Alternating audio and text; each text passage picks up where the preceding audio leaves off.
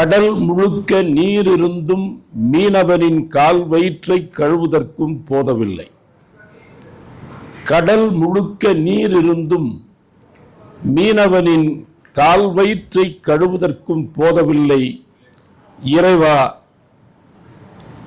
கோடி கோடி மொழிகள் நீ படைத்தும் உன்னை புகழ ஒரு வார்த்தை என் மொழியில் இல்லை. உன்னில் ஊற்றெடுத்து ஓடுகின்றேன், நின்னையே நீ எழுதிக்கொள்.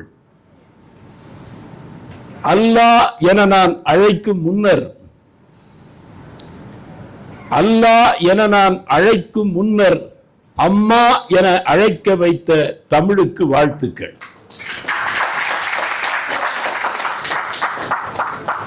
பேரன்பிற்கும் பெருமதிப்புக்கும் உரிய சகோதரர்களே, நண்பர்களே, இந்த நிகழ்வை இந்த நேரத்தில் ஒழுங்கு செய்திருக்கிற கத்தார் ஏகத்துவ மெய்ஞான சபையினுடைய தலைவர், என்னுடைய அன்பிற்கினிய தம்பி யூசுப் அவர்களே, இந்த நிகழ்வை ஒருங்கிணைத்துக் கொண்டிருக்கிற ஏகத்துவ மெய்ஞான சபையினுடைய உறுப்பினர்களே, காலையில் இருந்து என்னை ஒருவாக பேசுவதை கவனிப்பார்கள், ஆனால் நான் பேசாமல் இருக்கிற பொழுதே கவனித்துக் கொண்டிருக்கக்கூடிய தம்பி வஹாப் அவர்களே, அர்ஷத் அவர்களே, என்னை இங்கு அழைத்து கொண்டு வந்த அன்பு தம்பி இல்லியாஸ் அவர்களே, ஏன்னா ரொம்ப நாளாச்சு கல்லூரிக்கு போய் அட்டண்டன்ஸ் எடுத்து, அதனால அவர்களே இவர்களேன்னு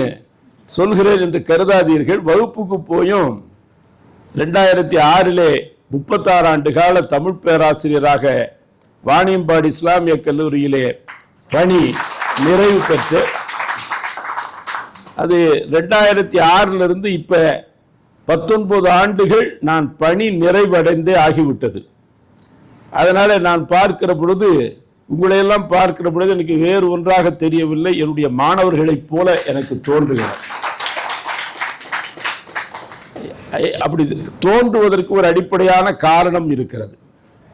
என்னன்னா, பொதுவாக நம்ம வகுப்புக்கு போகிற பொழுது ஆசிரியர், அது பேராசிரியர் உள்ளே நுழைகிறார் சொன்னா, சின்ன வகுப்புகள் அது இல்லை, பெரிய வகுப்புகள்ல கல்லூரிகளில் பார்த்தோம்னா வந்த உடனே மாணவர்கள் எழுவார்கள், உடனே ஆசிரியர்கள் மகிழ்வார்கள், ஆகா வந்த உடனே எழுந்து மரியாதை செய்கிறார்கள்னு எந்திரிச்சு வெளியே போயிடுறான். அதை விட உட்கார்ந்து இருக்கிறதே பெரிய மரியாதை. அப்ப நாம பார்க்கிற பொழுது இந்த அவையும் நான் கவனித்துக் கொண்டு வருகிறேன். எனக்கு மிகுந்த மகிழ்ச்சி. ஏனென்று சொன்னால் 36 ஆண்டுகள் வகுப்புகளுக்கு மாணவரிடத்திலே சென்ற அந்த அனுபவம் இருக்கிறது என்றாலும் கூட நிறைய ப்ரிப்பேர் பண்ணி ஆயத்தம் செய்து தயார் பண்ணிட்டு நாம போனோம் சொல்லி சொன்னா, பெரும்பகுதி தமிழ் வகுப்புகள் அப்படி இல்லை. ஆனால் இந்த பாட வகுப்புகளில் நான் பார்க்கிறேன், ஆசிரியர்கள் பேராசிரியர்கள் நிறைய ஆயத்தம் பண்ணி தயார் பண்ணி மாணவர்களுக்கு சொல்ல வேண்டும் அப்படிங்கிற ஆர்வத்தில் போனார்கள்னா, அடிமடி நிறைய விதைகளை கட்டி கொண்டு ஆசிரியர்கள் விதைக்கலாம் என்று சொன்னால் நிலம் வெளிநடப்பு செய்கிறது. ஏன்னா நிலம் மாணவர்கள் தானே, அது வாங்கிக்கிறாட்டின்னா அப்ப இவன் அடிமடி நிறைய அந்த விதைகள் வயிற்றிலேயே அது உரமாக மாறி போய் மக்கி போய் மறைந்து விடுவதற்கான காரணம் இருக்கிறது. ஆனால் நான் கூர்மையாக பார்க்கிறேன், இந்த அவை அப்படிப்பட்ட அவை இல்லை. எடுத்து விதைகளை விதைக்கிறதுக்கு முன்பு தாவி வந்து வாங்குகிற தங்க தமிழ் நிலமாக கத்தாரிலே இந்த சகோதரர்கள் எனக்கு தோற்றம் தருகிறார். நீங்க கடைசி வரைக்கும் இருந்து கேட்கணுங்கிறதுக்காக நான் இதை சொல்லலை. ஏன்னா இருந்தமிழே உன்னால் இருந்தேன், வானோர் விருந்து அமிழ்தம் என்றாலும் வேண்டேன். உலகத்துல இதற்கு நிகராக ஒரு வரி சொல்ல முடியாது. வானத்திலே சாவாமையை நல்கக்கூடிய அமிழ்தம் கிடைத்தாலும் இருந்தமிழே உன்னால் இருந்தேன், வானோர் விருந்து அமிழ்தம் என்றாலும் எனக்கு அது வேண்டாம், தமிழ்தான் வேண்டும் என்று எண்ணி கேட்கிற அந்த தாகித்த உள்ளங்கள் இங்கே சங்கமித்திருக்கின்றன. எனக்கு மகிழ்ச்சி. எனது ஒரு ஆய்வுரை, திறனாய்வுரை என்று யூசுப் அவர்கள் சொன்னார்கள். நம்ம நிகழ்ச்சியை தொகுத்தளித்துக் கொண்டிருக்கிறவர் தொடர்ந்து அர்ஷத் அவர்களும் வஹாப் அவர்களும் பாடிய அந்த பாடல்கள், யூசுப் அவர்கள் பாடிய பாடல்களை எல்லாம் நீங்கள் கேட்டீர்கள். அன்பிற்குரியவர்களே, நான் மகிழ்ந்து இந்த பதிவை உங்களுக்கு சொல்கிறேன். திருமுல்லை வாயில் என்கிற இடம், எவ்வளவு அழகான தமிழ் பெயர் பாருங்க. திரு முல்லை வாயில் சீர்காழி பக்கத்தில் இருக்குது.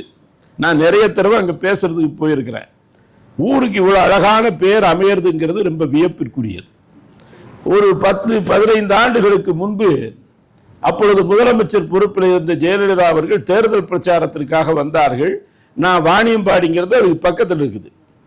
திருவண்ணாமலையிலிருந்து அவர்கள் செங்கம் அப்படிங்கிற ஊர்ல பிரச்சாரம் செய்வதற்காக ஒழுங்கு செய்யப்பட்டு ஏற்பாடுகள்லாம் நடந்த பொழுது, அப்ப அவங்க அப்படியே திருவண்ணாமலையிலிருந்து கிளம்பி மெல்ல வருகிற பொழுது செங்கத்துக்கு இடையில என்ன ஊர் வருதுன்னு கேட்டாங்க. அது தேர்தல் நேரம். அவர்கள் பரப்புரைக்காக வருகிறார்கள். உடனே அந்த ஊர் பெயரை சொன்னார்கள் கூட வந்தவர்கள்.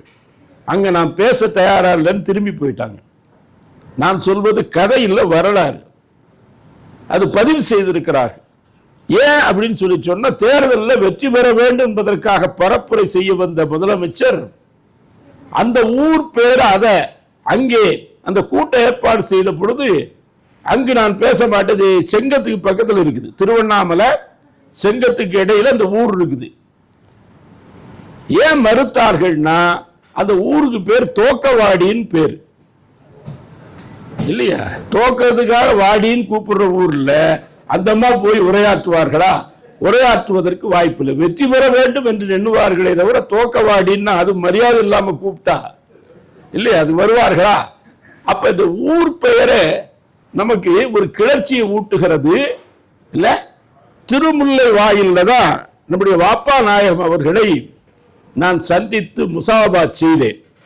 முசாபாத் செய்கிற பொழுது நான் பொதுவா பேனா வைக்கிற பழக்கம் இல்லை, ஆனா அவர்களிடத்தில் ஒரு கையொப்பம் வாங்க வேண்டும் சொல்லி நான் அந்த வழியா வேறொரு நிகழ்ச்சிக்காக புறப்பட்டு திருமங்கலம் ஊருக்கு போய் கொண்டிருக்கிற வழியில வாப்பா நாயகம் வந்திருக்கிறார்கள் என்று சொன்னார்கள். அப்பொழுது அவர்களை சந்தித்து 2 கரங்களையும் சேர்த்து அன்னாரிடத்திலே நான் முசாபா அந்த கரங்களை இணைத்து அவர்களுக்கு முகமன் சொன்ன பொழுது அவர்கள் எங்கிருந்து இல்லை, அவற்றை இருந்ததா என்னன்னு தெரியாது, தடால் ஒரு பேனா கீழே விழுந்தது. நான் குனிந்து எடுத்தேன். அவர்கள் தங்கள் கரங்களால் வாங்கி அந்த பேனாவை என் கைகளிலே கொடுத்து, உன் எழுதுகோல் என்றைக்கும் ஈரமுள்ள வற்றாத எழுதுகோலாக இருக்கட்டும் என்று வாழ்த்து தெரிவித்தவர் வாப்பா நாயகம் அவர்கள். அதற்கு முன்னும் எழுதினேன், இறையருளால் என்றும் எழுதி கொண்டிருக்கிறேன். என்றாலும் கூட அன்னார் எடுத்து கொடுத்த பேனா இன்னும் என்னிடத்திலே பத்திரமாக இருக்கிறது. நான் பொதுவாக பேனா வச்சுக்கிற பழக்கம் கிடையாது. ஏன்னா முதல்ல எல்லாம் நான் வேலைக்கு போன பொழுது பேனாவெல்லாம் எடுத்துட்டு தான் போனேன். ஆனா மாணவர்கள் சில சமயம் நம்ம சொல்றதை எழுதுறதுக்காக நிறைய பேர் நம்ம பேனாவை கொடு பேனான்னு வாங்கிட்டு கொடு பேனான்னு போயிடுவான். என் வீட்டில் கூட கொஞ்ச நாள் கழிச்சு என்ன பண்ணேன், மூடியை மட்டும் கழட்டிட்டு பேனாவை கொடுத்து பார்த்தேன். என் வீட்டுக்கு வந்தீங்கன்னா ஒரு ட்ரங்கு பெட்டி நிறைய மூடி இருக்குது. அப்ப மாணவர்கள் எடுத்துக்கொண்டு போவார்கள், அது சரி, அது மகிழ்ச்சி தான். ஆனால் வாப்பா நாயகம் கொடுத்த அந்த எழுதுகோலை ஏந்தி இருக்கிறேன். அந்த நன்றி கடன் நான் ஒப்புக்கு பேசவில்லை, அவர்கள் எடுத்து தந்த அந்த உப்புக்காக பேச வந்திருக்கிறேன், நன்றி உணர்வோடு வந்திருக்கிறேன் என்பதை நான் பதிவு செய்ய விரும்புகிறேன். என பெரியவர்களை பார்ப்பது அரிது, அவருடைய வாழ்த்து கிடைப்பது அதைவிட அரிது. அப்ப அவருடைய பல்வேறு முகங்கள், பல்வேறு தரப்பட்ட முகங்கள் இருக்கின்றன. அவருடைய இலக்கியங்கள் அனைத்தையும் சாறு பிடிந்தால் என்ன அப்படிங்கிறத இசைப்பாடலா இருக்கட்டும், அதே மாதிரி சங்க இலக்கியத்தை தாண்டி அவர் அந்த குறிஞ்சியை மையமாக வைத்து பாலையை மையமாக வைத்து எழுதிய உரை வீச்சு அதுவாக இருக்கட்டும், அல்லது உமர் அலி புராணம், அது ஒரு காப்பியம், ஒரு பாகம், இந்த முதல் பாகம் தான் வந்திருக்கிறது, இனி தொடர்ந்து வர வேண்டும். எனவே தமிழின் எல்லா நிலைகளையும் தொட்டு அவர்கள் பாடுகிற அந்த பாடல்ல, இந்த பாட்டுல நீங்க கேட்டீங்கன்னா பாட்டு சாதாரணமான பாட்டு மாதிரி இருக்கும். ஆனா நிறுத்தி நாம அதை படிக்கணும். நான் உங்களுக்கு ஒன்றை சொல்லுகிறேன், கீழே தான் நாம் இருந்தோம். இப்ப மேல வந்திருக்கிறோம்னா இப்படி சும்மா அப்படியே வந்துட்டோமா, தாவி குதித்து வந்தோமா? இல்ல, கீழே இருப்பவன் மேலே வர வேண்டும்னா படி படி படிப்படியாக படித்தால் தான் மேலே வரும்படி நம்முடைய வாழ்க்கை அமையும். அதனாலதான் சித்திக்கும் திருமறை நிறைமறை என்று பேசுகிற திருக்குர்ஆன் முதல் வார்த்தையே ஓதுவீராக படிப்பீர்களாக என்றுதான் ஒரு மறை தொடங்குகிறது. படிப்பு மறுக்கப்பட்ட சமுதாயம், கல்வி மறுக்கப்பட்ட சமுதாயம், இவெல்லாம் படிக்கவே கூடாது, இவனுக்கு படிப்பதற்கு தகுதியே கிடையாது இல்லையா? அவன் ஏதாவது ஒருவன் வேதம் ஓதுகிறதை காதால் கேட்டால் அவன் காதிலே ஈயத்தை காய்ச்சி ஊற்று, அவன் அந்த வேதத்தை உச்சரித்தான்னா அவன் நாக்கை வெட்டி போடு என்று பதிவு செய்யப்பட்ட ஒரு மிகப்பெரிய ஒரு கொடுமையான ஆதிக்கத்தை தாண்டி இந்த தமிழ் சமூகம் இன்றைக்குத்தான் கொஞ்சம் விழித்தெறிந்து படிக்க வந்திருக்கிறது. உங்களையெல்லாம் பார்க்கிற பொழுது மகிழ்ச்சி. ஏன்னா அன்னை நாட்டை விட்டு விட்டு எண்ணெய் நாட்டை நோக்கி வந்திருக்கிறீர்கள் இல்லையா? நல்லா தட்டல, ஒன்றும் தப்பு இல்லை. கை தட்டுறதுல என்ன கஞ்சத்தனம்? ஆக இறைவனுடைய படைப்பிலேயே மிக சின்னஞ்சிறிய படைப்பு கொசுதான். அது கூட ஒரு கைதட்டு வாங்கித்தான் தன் கதையே முடித்து விடுகிறது. ஏன்னா அதை விட என்ன அப்துல் காதர் குறைவா? எண்ணிப்பார். அத வாப்பா நாயகத்தினுடைய அனைத்து இலக்கியங்களை, அவருடைய தமிழ் ஆளுமையை, இந்த பாட்டை நீங்க பாடின பொழுது இந்த தம்பியை நம்ம தொகுப்பாளரும் எடுத்து காட்டினாரு. வீதிகளில் பார்த்தா கொச்சையா தமிழ் மற்ற மொழிகளுடைய ஆதிக்கத்துக்கு உட்பட்டு நறுங்கி சுருங்கி போய் இருக்கக்கூடிய தமிழ். இப்ப வெளிநாடுகளுக்கு நீங்க வந்து விட்டீர்கள், உள்நாட்டில் நாங்க அங்க படுற பாடு எங்களுக்கு தான் தெரியும். அதுவும் என்ன ஆகும்னா, இப்ப இந்த பொங்கலுக்கு தந்தை பெரியார் பிறந்த ஈரோட்டிலே நிகழ்ச்சிக்காக பேசுவதற்கு போனேன். நான் ஈரோட்டுக்கு போற பொழுது விடிய காலம் ஒரு 3:30-4 மணி. நான் தங்கி இருக்கக்கூடிய விடுதியில என்னுடைய மகள் உந்தை நிறுத்தி, அது போறதுக்கு முன்னாடி பார்த்தா மகள் உந்து அந்த தெருவுக்குள்ளேயே ஓட்ட முடியல. எல்லா வீடுகள்லையும் தாய்மார்கள் இரவெல்லாம் விழித்து அப்படியே தண்ணீர் தெளித்து சுத்தமாக கூட்டி பெருக்கி வண்ண வண்ண கோலங்களை வாசல்களில் அமைத்திருக்கிறார். அது தமிழர் திருநாள், பொங்கல் நாள், தமிழர் திருநாள் தானே. எந்த ஊர்னா ஈரோடு. அங்க நான் போற பொழுது வண்டியே போக முடியல. ஏன்னா 2 வாசல்லையும் வாசலுக்கு பொன்னாட போத்துனது மாதிரி வண்ண வண்ண கோலத்தை தாய்மார்கள் இரவெல்லாம் விழித்து கோலம் போட்டு இருக்கிறார்கள். விரல் இடுக்குகளிலே இருந்து வானவில்லை பொடி செய்து வண்ண கோலங்களை மின்னலை கோடுகளாக்கி இழைத்தால் எவ்வளவு கண்களுக்கு இதமாக இருக்குமோ. அப்ப இந்த கோலத்தை அழிக்க கூடாதுன்னு வண்டியை தூரவே நடத்தி நான் நடந்து போனேன் இல்லையா? நான் நடந்து போனேன். எல்லா வீடுகள்லையும் போட்டிருக்குது. என்னுடைய விடுதி தூரத்தில் இருந்தது. அப்ப இப்ப வேணாம், இன்னும் கொஞ்சம் நேரம் கழிச்சு பார்த்துக்கலாம் சொல்லிட்டு அப்பதான் ஒரு அம்மா கோலம் போட்டு முடித்து கைகளை கழுவி வீட்டுக்குள்ள போகிறார்கள். நான் அப்ப அந்த வீட்டு பக்கத்துல வந்தேன். அங்க எழுதி இருக்கிறத பார்த்தேன் வாசல்ல. இல்ல, அது பொங்கல் நாள், தமிழர் திருநாள். வாசல் பூராமே எல்லா வாசல்லையும் ஹாப்பி பொங்கல் வெல்கம். அது தமிழர் திருநாள், ஹாப்பி பொங்கல் வெல்கம். அந்த அம்மா அப்பதான் அத கோலத்துல இந்த எழுத்தை எழுதி கையை கழுவிட்டு உள்ள போகுது. நான் பின்னாடியே போயிட்டேன், என்ன யாருன்னு தெரியல. அந்தமா கொஞ்சம் விழுத்து, அம்மா ஹாப்பி பொங்கல் வெல்கம்னு போட்டுச்சு, நான் வந்துட்டேன் அப்படின்னு சொல்லி அந்த அம்மாவை பார்த்து கேட்டேன். ஆங்கிலத்துல வாசல்ல வருக வருகிறத ஆங்கிலத்துல எழுதி போட்டிருக்கீங்களே, யாராவது லண்டன்ல இருந்து உங்க வீட்டுக்கு வர்றாங்களான்னு கேட்டேன் நான். இல்லையா, ஆட்டையாம்பட்டியில இருந்து எங்க அப்பாரு வர்றாரு, அவருக்கு ஆங்கிலம் தெரியுமான்னு கேட்டேன். தெரியாது. அந்த அம்மா வீட்டில் மட்டும் எல்லா தமிழர் வீட்டு வாசல்லையும் ஹாப்பி பொங்கல் வெல்கம் அப்படின்னு போட்டிருந்தார்கள். அது ஈரோடுன்னு நான் முதல்ல சொல்லிட்டேன். ஏன்னா கொஞ்சம் சூடு சுரணை எல்லாம் இருந்து, தந்தை பெரியார் தடம் பதித்த ஊர் இல்லையா, அவர் பிறந்த ஊர் இல்லையா, இப்படி நீங்க ஹாப்பி பொங்கல்னு எழுதி வச்சிருக்கீங்களே இல்லையா, இது தப்பு இல்லையாம்மா அப்படின்னு கேட்டேன். நான் யாருன்னு தெரியல. அந்த அம்மா என் கையை பிடிச்சி வெளியே கூப்பிட்டு போடான்னு சொல்ல போகுதுன்னு நினைச்சேன். நிறுத்தி அந்த வீட்டுடைய தலைவாசல் நிலையில் அதன் நெற்றியில் வருக வருகன்னு தமிழ்ல எழுதியிருக்கு. அந்த அம்மா என்கிட்ட சொன்ன வார்த்தை, ஆங்கிலத்தை தூக்கி தெருவிலே வீசிவிட்டோம், தமிழை நெற்றியில் சூடியிருக்கிறோம் என்று சொன்னார்.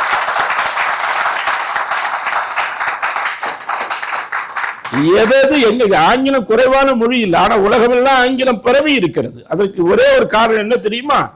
ஆங்கிலம் சிறந்த மொழி என்பதில்லை, ஆங்கிலேயர்கள் வல்லவர்களாக இருந்தார்கள். அதனால உலகம் எல்லாம் இன்றைக்கு ஆங்கிலம் பற்றி பரவி இருக்கிறது. அதனால இன்றைக்கு அந்த தாய்மொழியுடைய வேட்கையும் தாகம் அதிகம் ஆன காரணத்தினால ஏகத்துவ விஞ்ஞான சபை ஒரு புகழ்பெற்ற ஞானம் பாடி, நான் அப்படித்தான் சொல்லணும், நம்முடைய வாப்பா நாயகம் அவர்கள், நம்முடைய மௌலானா அவர்கள் ஒரு ஞானம் பாடி, இது நானே தமிழுக்கு தந்திருக்கிற முதல் வார்த்தை. இந்த வார்த்தை இதுக்கு முன்னாடி வானம்பாடி நீங்க கேள்விப்பட்டிருக்கீங்க. இப்ப நான் இருக்கிறது வேலூர் பக்கத்தில் வாணியம்பாடி. பழைய காலத்தில் புலவர்கள் எதுக்காக பாடினார்கள் பாட்டு? அப்ப உணவு தானியத்துக்காக, தானியத்துக்காக பாடியவர்கள் தானியம் பாடிகள். அரசாங்கம் கொடுக்கிற மானியத்திற்காக பாடக்கூடியவர்கள் மானியம் பாடிகள். தானியம் பாடிகளாக, மானியம் பாடிகளாக எத்தனையோ புலவர் மக்களை பார்த்திருக்கிற பொழுது, இந்த ஞான தமிழை பாடக்கூடிய ஞானம் பாடியாக வாப்பா நாயகம் அவர்கள் தங்களுடைய அருள் மிகுந்த சிந்தனையை, ஞான நிலையிலே அவர்கள் பெற்ற அந்த அனுபவத்தை எளிய சொற்களிலே அப்படியே வைத்திருக்கிறார்கள். எளிய சொற்களிலே வைத்திருக்கிறார்கள். சிலருடைய உடை ரொம்ப ஆடம்பரமா இருக்கலாம், சில பேர் ரொம்ப அடக்கமாக உடை அணியக்கூடியவர்கள் இருக்கிறார்கள். எனக்கு தெரிஞ்சு நீங்க நல்லி குப்புசாமி செட்டியார் சொல்லி சென்னையில மிகப்பெரிய ஒரு ஜவுளி வியாபாரி, நீங்க போய் பார்த்தீங்கன்னா சாதாரணமான 4 முழ வேட்டி, ஒரு கதர் சட்டை, அவர் பெரிய கோடீஸ்வரன் அந்த உடைய பார்த்தா சொல்ல முடியாது. உடைய பார்த்தா சொல்ல முடியாது. இன்னைக்கு சமூகத்திலே துறவு மேற்கொண்டேன் என்று சொல்லக்கூடிய எத்தனையோ துறவிகளாக தோற்றம் தரக்கூடிய போலி சாமியார்கள், கூலி சாமியார்கள், செய்கைகளால் காலித்தரம் செய்யக்கூடிய காலி சாமியார்கள், அவர்களை பார்த்தா, அவருடைய தோற்றத்தை பார்த்தா ஏறத்தாழ அவனை நிறுத்தா 1 டன் தங்க நகை இருக்கும் போல இருக்குது இல்லையே. எல்லாவற்றையும் துறந்தவர்கள் சொல்லக்கூடிய ஒரு துறவி வேடத்தில் நீங்க பார்த்தீங்கன்னா இதை பார்க்க முடியும். ஆனால் நம்முடைய வாப்பா நாயகம் அவர்களை நேரில் சந்தித்த பெருமக்கள் இருக்கிறார்கள். எவ்வளவு எளிமையான ஒரு ஞான மாமேதை, எவ்வளவு எளியவராக இருந்தாருங்கிறத அவருடைய தோற்றத்தை பார்த்தாலேயே தெரியும் இல்லையா, தோற்றத்தை பார்த்தாலேயே தெரியும். இப்ப உடைகள்ல என்ன இருக்குதுன்னு கேட்கலாம். எனக்கு ஒரு சந்தேகம் இருக்கும்.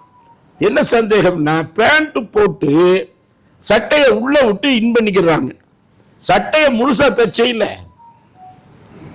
சட்டையை முழுசா தச்சையில், பிறகு நீ உள்ள விட்டுக்கிற, எடுத்து வெளியே விடு, இல்லைன்னா அந்த அளவுக்கு மட்டும் வெட்டி தச்சுக்க, பாக்கி சட்டை உள்ள விடுற, ஆனா அதை மட்டும் நீ வெட்டி தச்சுக்க. யாராவது இப்படி செய்கிறவர்களை குறை சொல்ல வேண்டும்ங்கிறதுல அதுல ஒரு செய்தி இருக்கிறது என்கிற காரணத்தினால சொல்லுகிறேன். என்ன செய்தி என்று நீங்கள் கேட்கலாம், வேறொன்றும் இல்லை. நீங்க பார்க்கிற பொழுது அந்த அளவுக்கு மட்டும் வெட்டி சட்டை போடலாம். சில பேர் என்ன பண்றோம், பேண்ட்டை போட்டு சட்டையை வெளியே விட்டுருக்கோம் இல்ல. நான் ஒரு தையற்காரரை பார்த்து கேட்டேன், எதையும் அப்படியே ஏற்றுக்கொள்ளாமல் அது ஏன் இப்படி அப்படின்னு கேட்டீங்கன்னா, ஏன் இப்படி ஏன் இப்படி என்று கேட்டா அதுதான் நம்மை உயர்த்தும் ஏணிப்படி என்பதை நாம் உணர்ந்து கொள்ள வேண்டும். கேள்வியே கேட்காம அப்படியே முட்டாள்தனமா மந்தைத்தனமாக ஏற்றுக்கொள்ள கூடாது. இந்த மந்தை புத்தி அதிகமாக போய்விட்டது. ஒரு ஞானி, அது ஒரு முத்தமிழ் ஞானி, அவரை பற்றி உரையாற்ற வேண்டும். ஒரு அறிமுக உரைதான் இன்னைக்கு இங்கே தொடங்கி இருப்பது, ஒரு அறிமுக உரைதான். அவரை பற்றி ஏராளமான தமிழ் அறிஞர்கள், என்னுடைய பேராசிரியர் பெருமான், அவரிடத்தில் படித்த டாக்டர் அவ்வை நடராஜன் உட்பட, பெருங்கவிக்கோ வாமு சேதுராமன் உட்பட தமிழ் ஆளுமைகள் பூரா நம்முடைய வாப்பாவை சந்திக்காதவர்கள் யாரும் இல்லை. சந்திக்காதவர்கள் தமிழ் ஆளுமை இல்லை. அவரை சந்திக்காத தமிழ் ஆளுமைகள் இல்லை, சந்திக்காதவர்கள் தமிழ் ஆளுமை இல்லை என்று நான் பதிவு செய்கிறேன். நீங்க அதீதமான வார்த்தை இருக்கிறது. ஏன்னா அவருடைய ஞானம் அப்படிங்கிறது ஆடம்பரம் இல்லாததாக இருக்க வேண்டும். சரி, சட்டையை எடுத்து வெளியே விட்டுருக்கான்னு பார்த்தா பேண்ட் மேல கிழிஞ்சிருக்குது, அதை மறைக்கிறதுக்காக சட்டையை வெளியே விட்டுருக்கான். சட்டையை ஏண்டா உள்ள விட்டுருக்கான்? சட்டை கீழே கிழிஞ்சிருக்குது, அதனால அதை உள்ள விட்டுருக்கான். இப்படித்தான் ஆரம்பிச்சிருக்குது. இப்ப ஏன் எதுன்னு தெரியாம அப்படியே பின்பற்றக்கூடிய ஒரு மந்தை புத்தி இருக்கிறது இல்லையா? ஒரு மந்தை புத்தி இருக்குது. நான் வாணியம்பாடியில் இருக்கிறேன். அங்க பூராமே தோல் பதனிடும் தொழிற்சாலைகள் அதிகம். ஆடு மாடு தோல்ல இருந்து தோல் பொருள்கள், தோல் பதனிடும் தொழிற்சாலைகள், காலனி தொழிற்சாலைகள் அதிகம் ஏற்றுமதி அங்கே செய்கிறார்கள், அதிகமாக செய்கிறார்கள். அந்த ஊருக்கு ஆட்டுக்கார அலமேலு படத்தை நடிச்ச ஆட்டை கொண்டு வந்துட்டான். அந்த படம் வந்த பொழுது நான் அந்த கண்ணால் அந்த காட்சியை பார்த்தேன். ஒரு படத்துல ஒரு ஆடு நடிச்சிருக்குது. அதை லாரியில ஏத்தி ஒரு 10,000 தமிழர்கள் பின்னாடி வர்றோம். அதெல்லாம் அணுசக்தியை கண்டுபிடித்த விஞ்ஞானியா? Thomas Alva எடிசனா? இல்லாட்டி பேரறிஞர் பிறந்த அண்ணாவா? என்னடா ஒரு படத்துல நடிச்ச ஆடு, அதை 10,000 பேர் பின்தொடர்ந்து போறான். நான் அப்ப எழுதின அந்த ஊர்ல ஏற்கனவே ஆடு மாடு தோலை உரிச்சு அவன் தோல் பொருள் தயாரிக்கக்கூடிய ஊரு. ஆனா அந்த ஊர்ல ஆடு பயப்பில்லை. ஆடு என்னவோ கம்பீரமாகத்தான் இருந்தது. மக்கள் தான் மந்தைகளாக மாறிவிட்டார்கள். அப்ப அறிவை அடகு வைத்து விட்டு ஒரு திறனாய்வு மின்றி சரியா தப்பாங்கிற யோசனை இல்லாமல் எவர் தெளிவு ஏற்படுத்துகிறாரோ அவர் ஞானி இல்லையா? திறனாய்ந்து மக்கள் நல்லதன் நன்மையும் தீயதன் தீமையும் விலக்கி அது நன்றின்பால் சேர்ப்பது அறிவு, சென்ற இடத்தால் செலவிடாது தீதுரி நன்றின்பால் வைப்பது அறிவுங்கிறார். இப்ப வாப்பா நாயகத்தினுடைய ஞான பாடல்களை பொறுத்தளவில் அவர்கள் பாடினார்கள், நீங்கள் கேட்டீர்கள், நாம் பார்க்கலாம். அந்த சொன்ன வார்த்தை ஆங்கிலத்தை பற்றி அவர் குறிப்பிட்டு சொன்ன வார்த்தை உண்மையா இல்லையா? தமிழையே ஆங்கிலம் போல பேசுறான் இல்லையா? தமிழையே ஆங்கிலம் போல பேசுகிறான். அப்ப இந்த மொழிக்கு என்று பேசுகிற ஒரு மரபு இருக்கிறது. நான் நம்ம ஊர்ல நீங்க போய் பார்த்தீங்கன்னா கூட்டம் தொடங்குறதுக்கு முன்னாடி தமிழ்தாய் வாழ்த்து போடுவார்கள், நீராறும் கடல் உடுத்த. அப்ப என்ன சொல்லுவான் நீங்க பார்த்தீங்கன்னு சொல்லி சொன்னா, இந்த ஒலிபெருக்கியை ஏற்பாடு செய்கிறவர்கள் என்ன செய்வார்கள், வந்து 2 தட்டு தட்டி தமிழ்தாய் வாழ்த்து அப்படிம்பா இல்லையா?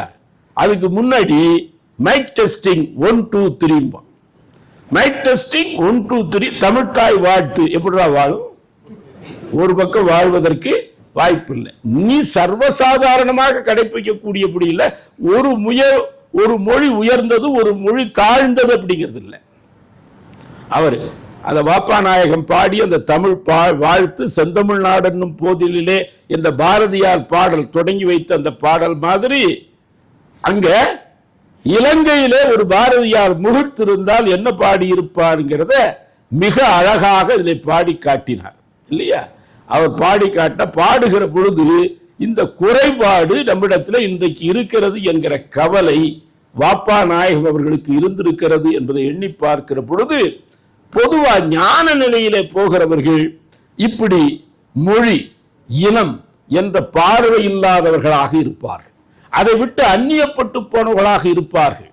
ஆனால் நம்முடைய வாப்பா நாயகம் அவர்கள் அந்த பாட்டில் சொன்ன செய்தியை நான் குறித்து கொண்டு வந்தேன். பொதுவாக நான் குறிப்பு பார்த்து பேசுறது இல்லை, ஆனால் நல்லா இருந்துச்சு.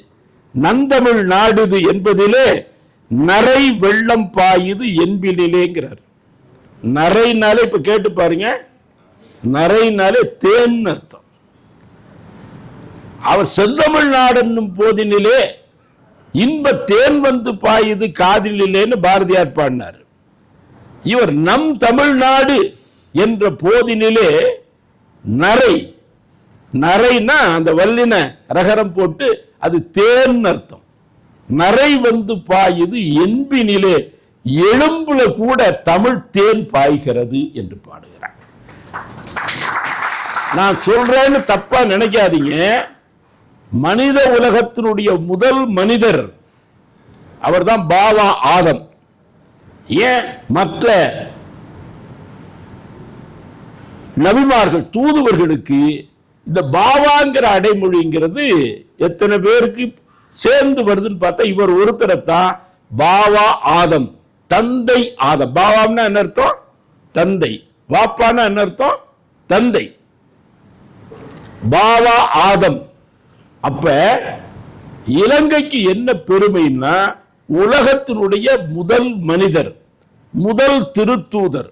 இது இந்திய நாட்டுடைய வேதங்களிலும் பதிவு செய்யப்பட்ட உண்மை, பைபிளிலும் பதிவு செய்யப்பட்ட உண்மை. அதனை போலவே திருக்குரான் இருக்கிற இறைமறைகளில் இந்த திருமறை நிறைமறை என்று சொல்கிறார். அதற்கு பிறகு எந்த வேத வெளிப்பாடும் இல்லை.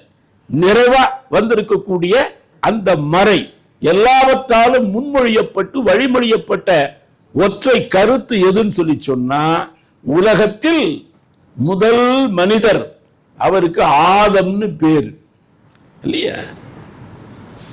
பேர் வைக்கிறதுங்கிறது அவ்வளவு லேசான வேலை இல்லை. என்ன வேணாலும் பேர் வைக்கிறான் இல்லையா? ஜோசியம் பார்த்துட்டு இந்த எழுத்துல வரணும் அந்த எழுத்துல வரணும் அப்படின்னு வடமொழி பெயர்களை வைக்கிறார். நான் பெங்களூர்ல இப்ப இங்கிருந்து வர்றதுக்கு முன்னாடி 4 நாளைக்கு முன்னாடி பெங்களூருக்கு ஒரு வீட்டுக்கு போயிருந்தேன். ஒரு பெண் குழந்தை வந்துச்சு. பார்த்தா ரொம்ப அழகா இருக்குது. என்னம்மா பேரு அப்படின்னு சொல்லி கேட்டேன். அந்த பேர் அந்த குழந்தைக்கே உச்சரிக்க முடியல. அந்த அம்மா சொல்றாரு மகிஷா. அப்ப நான் கேட்டேன் மகிஷாவுக்கு என்ன அர்த்தம் தெரியுமான்னு கேட்டேன். எருமன்னு அர்த்தம். மகிஷாசுரமர்த்தினிங்கிறானா இல்லையா? பேர் என்ன பொருள் என்ன அப்படின்னு தெரியாமல இன்னொரு மொழியில வைக்கிறது ஒரு கவர்ச்சின்னு சொல்லி பேர் வைக்கிறார்கள். நான் வாணியம்பாடிக்கு பேராசிரியராக போகிற பொழுது முதல் நாள் முதல் வகுப்பு மதுரையிலிருந்து வட தமிழகத்தில் இருக்கிற வாணியம்பாடிக்கு வந்தேன். வந்த பொழுது என்னை அறிமுகப்படுத்த வந்த பேராசிரியர் அவருக்கு தமிழ் தெரியாது. ஏன்னா அவர் ஆங்கிலத்தில் படித்த கல்லூரி முதல்வர். அவர் வந்து இப்படி கையை காட்டிட்டு, ஏன்னா அது தமிழ் வகுப்பு அவருக்கு தமிழ் தெரியாதுங்கிறனால கையை காட்டிட்டு விட்டுட்டார். நான் ஏறி நின்னேன். வெறும் 23 வயசு தான். இப்போ 78 வயசு ஆகுது. அப்போ அந்த அன்னைக்கு நடந்தது என்னால் மறக்க முடியும். நான் தமிழ் பேராசிரியராக மதுரையிலேருந்து வந்திருக்கிறேன். முறையை நான் என்ன பண்ணேன், நான் அப்துல் காதர் உங்களுடைய தமிழ் பேராசிரியர் மதுரையிலிருந்து வந்திருக்கிறேன். அதுதான் முதல் வகுப்பு. அந்த மாணவர்கள் 2ஆம் ஆண்டு பட்ட வகுப்பு பயிலக்கூடிய மாணவர்கள். அந்த வகுப்பில் பயின்றவர்கள் மட்டும் 3 பேர் எம்பி ஆயிட்டாங்க. பிறகு அடுத்து வந்தவங்க. என்னுடைய பெருமைக்காக சொல்ல, தம்பிகளா என் பேர் தெரியுமான்னு கேட்டேன். கேள்வியே தப்பு. நான் இன்னைக்கு தான் அவன் பார்க்குறான். என் பேர் தெரியுமான்னு கேட்டேன். சார் இன்னைக்கு தான் வந்திருக்கீங்க இன்னும் வைக்கலன்ட்டான். ஏன்னா ஆசிரியர்களுக்கு பேர் வைக்கிறதுல நம்ம சளைத்தவங்க இல்லையே, இல்ல சளைத்தவர்கள். எனக்கு ஒரு ஆசிரியர் இருந்த அவர் ஒரிஜினல் பேர் இப்ப எனக்கு ஞாபகம் இல்லை. அசல் பேருனா வகுப்பு கூட நுழையிற பொழுது காரி துப்பிட்டு தான் அவருக்கு துப்பு சுல்தான்னு பேர் வச்சுட்டாங்க.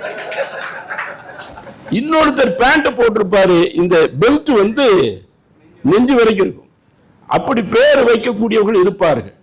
ஆனால் பெயர் வைக்கிற பொழுதே அது தமிழ் உணர்வோடு இருக்க வேண்டும். அது ஆங்கில சாயல்ல இருக்கக்கூடாது, அயல்மொழி சாயல்ல இருக்கக்கூடாது என்கிற காரணத்தினால எவ்வளவு கடுமையான ஒரு நடை, சங்க இலக்கிய நடைனா அந்த நடையை தன் கையில எடுத்து வாப்பா நாயகம் இன்றைக்கு சங்க இலக்கியத்தின் 500 அது குறிஞ்சி தேன். அதே மாதிரி பாலை நிலத்தை பற்றியும் அவர்கள் எழுதி இருக்கக்கூடிய உரைநடை பகுதி, இந்த 500 பாடல்களுக்கு ஒரு உரை முயற்சி. அதை எடுத்து படிச்சு பார்த்தோம்னா அவ்வளவு சுவையா இருக்கு, அவ்வளவு சுவையா இருக்கு. ஏன்னா கேட்கறதுக்கு இப்ப அண்ணாவுடைய தமிழ் எவ்வளவு சிறப்பு கேட்க கேட்க கேட்டவர்களுக்கு தான் தெரியும். அண்ணாவுடைய இப்ப நாம சாதாரணமா ஒருத்தன் ராஜாவை பார்க்க போனான், ராஜா இல்லை, அவர் தம்பி தான் இருந்தாரு, தம்பியை பார்த்துட்டு வந்தேன். இதுதான் சொல்ல வேண்டிய வேலை. ராஜாவை பார்க்க போனா ஒருத்தன், ராஜா இல்லை, ராஜாவோட தம்பியை பார்த்துட்டு வந்தேன், இதுதான் சொல்ல வேண்டியது. அண்ணா எப்படி சொல்வார்னா, மன்னவனை காண சென்றேன், அன்னவனை பார்க்கவில்லை, அவன் பின்னவனை பார்த்து வந்தேன். கேட்கிறதே மொழிங்கிறதே பேச்சு தானே, கேட்கிறதே அந்த தமிழ் சொற்களுடைய இனிமை, இயைபு, அந்த ஒலி ஓசை, ஒழுங்கு, நயத்தை பாடல்கள்ல கொண்டு வருவது என்பது இயல்பு. ஆனால் உரைநடையும் நம்முடைய வாப்பா நாயகம் அவர்கள் குறிப்பிட்டு எழுதுகிறார். உரைநடையும் வாப்பா நாயகம் அவர்கள் குறிப்பிட்டு எழுதுகிறார்கள். அப்ப சங்க இலக்கியத்தை நோக்கி உள்ள ஒரு பயிற்சி. குறிஞ்சி மலையும் மலை சார்ந்த இடம். உலகத்துல எந்த நாட்டை போனாலும், எந்த பூமியில எந்த இடத்துக்கு போனாலும் இந்த 4 வகையில தான் நிலங்கள் இருக்கு. குறிஞ்சி நிலம், அதை பற்றி வாப்பா நாயகம் ஐங்குறு நூறை பற்றி எழுதியிருக்கக்கூடிய பாடல்களை நீங்க அதை மட்டும் கூப்பிட்டு என்னால பேச சொன்னீங்கன்னா 1 வருஷத்துக்கு என்னால பேச முடியும். என்னுடைய ஆற்றலுக்காக இல்லை, அந்த எழுத்து அவ்வளவு ஈரமும் வீரமும் உள்ளமும் பொருந்தக்கூடிய வகையிலே அமைந்திருக்கிறது என்பதற்காக சொல்ல வந்தேன். நான் அதை குறிப்பிட்டு பார்க்கிற பொழுது உரைநடை, உரைநடையே இந்த ப்ரோஸ்ங்கிறது, உரைநடைங்கிறது ட்ரையா இருக்குன்னு சொல்லுவார்கள். இப்ப கலைஞர் வசனம் நீங்க கேள்விப்பட்டிருப்பீர்கள், அது உரைநடை இல்லை, அது திரைநடை. சில பேர் ஞான நிலையில இருந்து எழுதுவார்கள். கண்ணதாசன் பார்த்தீங்கன்னா, கவியரசு கண்ணதாசன் ஞான மாளிகான்னு எழுதியிருக்கிறார். நீங்க வாங்கி போனது உரைநடையில தான் எழுதியிருக்கிறார். அப்ப அந்த மொழி எப்படிப்பட்ட மொழியாக இருந்ததுன்னா, அது ஞானத்தை பற்றி பேசக்கூடிய ஒரு உரைநடையாக இருந்தது, ஞான நடை என்று சொல்வார்கள். ஆனால் கண்ணதாசன் அதில் சொல்லுகிறார், உரைநடை எல்லோரும் எழுதுவார்கள், நான் எழுதியிருக்கும் நடை நரை நடை என்று சொல்கிறார். நரைத்து போன நடை. இப்ப இந்த தமிழ் வாழ்த்து பாடல்ல வாப்பா நாயகம் சொல்லுகிறார்கள், உலகத்தில் சில மொழிகள் பிறக்கும். நீங்க பாத்தீங்கன்னா போன நூற்றாண்டுல வரைக்கும் எது அப்படின்னு பார்த்தோம்னா 6000 மொழிகள் இருந்திருக்குது. 6000 மொழிகள் பேசப்பட்ட உலகத்தில் இன்றைக்கு மக்கள் நாவில் தொட்டில் கட்டி வாழக்கூடிய மொழிகள் வெறும் 600 மொழி தான். 600 மொழிகளிலும் பேச்சு வடிவத்தில் வாழக்கூடிய மொழிகள், வெறும் பேச்சிலே மட்டும் எழுத்தே இல்லாத மொழிகள் இருக்கின்றன. எழுத்தே இல்லாத மொழிகள் இருக்கின்றன. வெறும் பேச்சு வழக்கில் மட்டும் இருக்கக்கூடிய மொழிகள் இருக்கின்றன. எழுத்தும் பேச்சும் இருக்கக்கூடிய 6 மொழிகளில் முதல் மொழி தமிழ் மொழி என்று சொல்றார். அதனாலதான் வாப்பா நாயகம் அவர்கள், டே நீ அவனை பார்த்து நீ என்ன சூடு போட்டுக்கிற, அவனை பார்த்து நீ ஏன் சூடு போட்டுக்கிற. அப்ப மொழி ஆதிக்கம் என்பது பாதிக்கும் அப்படிங்கிறத மற்ற எவர்களை விட நம்முடைய வாப்பா நாயகம் அவர்கள் உணர்ந்து சொல்கிறார்கள், மறந்து விடக்கூடாது. இப்ப அவர்களை படித்த பொழுது நான் எழுதினேன். ஏன்னா இந்திய எதிர்ப்பு போராட்டத்தில் கலந்து கொண்டு சிறை சென்றவன் நான், மாணவனா இல்லையா, சிறை சென்றவன். என்னுடைய பெருமைக்காக சொல்லல, அது என்னுடைய கடமை. நான் படிக்கிற பொழுது அந்த போராட்டம் வந்துச்சு. வாப்பா நாயகம் எழுதியிருக்கக்கூடிய இந்த தமிழ் வாழ்த்தை பார்த்த பொழுது நான் எழுதினேன், அந்தி வந்தால் நிலவு வரும், இந்தி வந்தால் பிளவு வரும் என்று நான் எழுதினேன். ஒரு மொழி வருகிற பொழுது மக்களிடத்திலே வேறுபாடு வந்துவிடக்கூடாது. வாப்பா நாயகம் அவர்கள் உரைநடை எழுதினாலும் சரி, நரை நடை என்று சொன்னார் கண்ணதாசன். கலைஞர் வசனத்தை திரை நடை என்று சொன்னார்கள். வாப்பா நாயகத்தினுடைய நடை அது வெறும் நடை இல்லை, அது தேன் நடை, ஒரு தேன் பிழிவின் நடை என்பதை நாம் கண்கூடாக அவருடைய அந்த குறிஞ்சி தேன் அப்படிங்கிறத பார்க்கலாம். தேனுக்குள்ள சிறப்பு என்னன்னு சொல்லி சொன்னா, அது தானும் கெடாது, தேன்ல ஏதாவது போட்டா அதையும் கெடுக்காது, அதையும் வாழ வைக்கும், இதையும் வாழ வைக்கும். இன்னைக்கு தமிழி என்கிற தமிழ் எழுத்துக்களுடைய மூல வடிவம் எகிப்தில் இருக்கக்கூடிய பிரமிடுகள், அதன் சுவர்களிலே எழுதப்பட்டு தீட்டப்பட்ட மொழியாக இருக்கிற ஒரே மொழி தமிழ் என்பதை நாம் உணர்ந்து கொள்ள வேண்டும். இன்னைக்குள்ள வடிவத்தில் இது இல்லை என்ன, அதுக்கு தமிழி என்ற பெயர் என்று வைத்திருக்கிறார். என்ன பெருமைனா, உலகத்தின் முதல் மனிதர் ஆதம், உலகத்தினுடைய 1,00,000 பெயர்களை பற்றி சொல்கிறார்கள். சொந்தமிழா வேற்று மொழிகளுமே செந்தமிழ் தூய்மை போக்கிடுமே என்று, சொந்தமில்லாத வேற்று மொழிகள் செந்தமிழின் தூய்மையை போக்கி விடுகின்றன என்று சொல்கிறார்கள். அவருடைய ஞான பாடல்களுடைய பிழிவு சாரம் என்னன்னா, ஏகத்துவ மெய்ஞானம்.